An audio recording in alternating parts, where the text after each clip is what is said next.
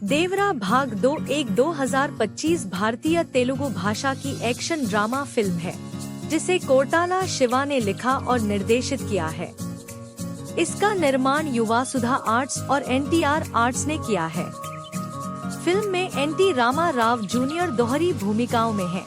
उनके साथ श्रीकांत और शाइन टॉम चाको भी हैं। यह एक नियोजित द्वयात्मक फिल्म का पहला भाग है और कपूर की तेलुगु फिल्मों में पहली फिल्म है। फिल्म एक तटीय गांव के सरदार देवरा की कहानी है जिसका लाल सागर के रास्ते हथियारों की तस्करी को लेकर अपने समकक्ष भैरा से झगड़ा होता है। 1996 में हथियार डीलर दया और उसके भाई यति से भारत में होने वाले 1996 क्रिकेट विश्व कप के लिए सुरक्षा खतरों के संबंध में एक उच्च स्तरीय बैठक आयोजित की जाती है। पुलिस यति के गुर्गे को पकड़ लेती है और उससे पूछताछ करती है। उन्हें पता चलता है कि यति रत्नागिरी के पहाड़ों में तस्कर मुरुगा से मिलने जा रहा था। तस्करों के भेष में अधिकारी शिवम के नेतृत्व में पुलिस यति को ढूंढने रत्नागिरी जाती है। वे DSP तुलसी के पास जाते हैं जो उन्हें मुरुगा की मृत्यु का समाचार देते हैं और लाल सागर के किनारे बसे गांवों का दौरा करने को कहते हैं। वे एक गांव के मुखिया भैरा से मिलते हैं और उसे माल की तस्करी करने की धमकी देते हैं, लेकिन वह उन्हें हिंसक रूप से अस्वीकार कर देता है। उन्हें सिंगप्पा मिलता है जो उन्हें एक नाव में समुद्र तट पर ले जाता है।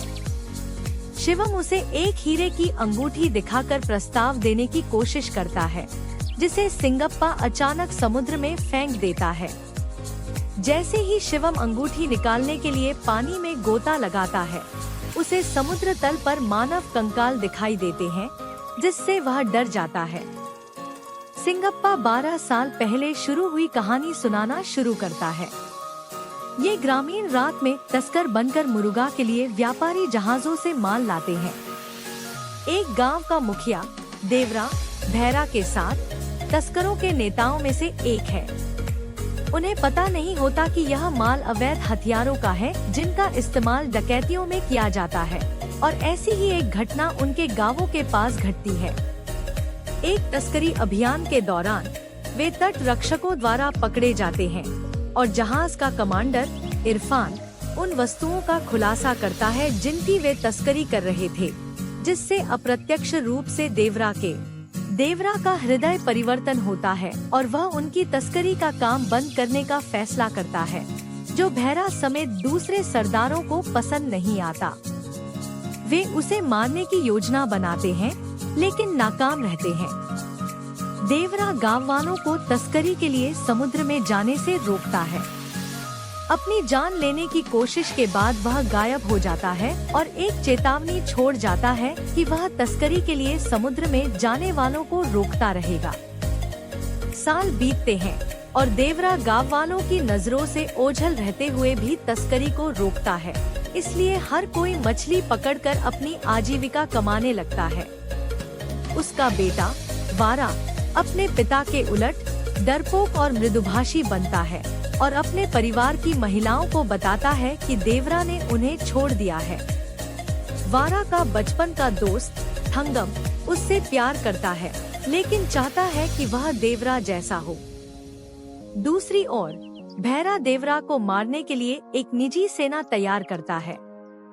तुलसी और मुरुगा भैरा को फिर से तस्करी करने का मौका देते हैं और साथ ही देवरा को भी मार देते हैं, जो उनके काम में सबसे बड़ा कांटा है। जब भैरा के आदमी वर की बहन को परेशान करते हैं तो वह नशे में धुत होकर उनकी पिटाई कर देता है। अगली सुबह उस पर एक आदमी की हत्या का आरोप लगाया जाता है, लेकिन वर भैरा से विनती करता है कि वह जिम्मेदार नहीं है। भैरा उसे अपने आदमियों के साथ तस्करी के काम में शामिल होकर इसे साबित करने के लिए कहता है। बाद में वह बताता है कि उसने अपने ही घायल आदमी को मार डाला ताकि वर को अपने साथ मिला सके और वह समुद्र में देवरा को बाहर निकाल सके। इस बीच देवरा की पत्नी को तस्करी के बारे में पता चलता है और वह सिंगप्पा से वारा को रोकने के लिए कहती है, वरना देवरा उसे मार डालेगा। हालांकि सिंगप्पा बताता है कि देवरा बहुत पहले मर चुका है और तस्करों पर हमला करने वाला असल में वारा ही है। उसने एक दिखावा और कहानी गढ़ी ताकि सबको लगे कि देवरा अभी भी जिंदा है। इस बीच